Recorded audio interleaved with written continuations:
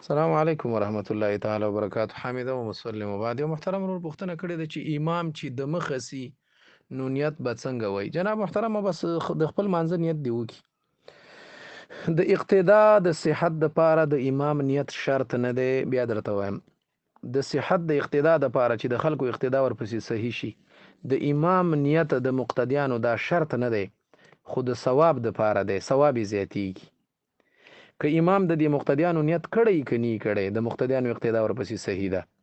البته که د مقتدیانو د اقتدا نیت وکي په دې کې ثواب دی. دا بسره باب شروط الصلات فتاوی شامی ما سره دویم جلد صفحه یوسل یویش دارالکتب العلمیه بیروت چاپ دی. وی ول امام ینوي صلاته فقط، امام به صرف د خپل نیت د مانځه کوي بس. ولا یشترط صحت ولا یشترط لصحة الاقتداء نیت امامت المقتدی، نه د شرط د صحت د اقتدا د پاره نیت د امامت د مقتدی، بلکې د دې د پاره ضروری دی لنیل الثواب چې د ثواب ډیر شي عند اقتداء احد به. دا وګوره باب شروط الصلات دویم جلد صفحه 121 فتاوی شامی. السلام علیکم ورحمت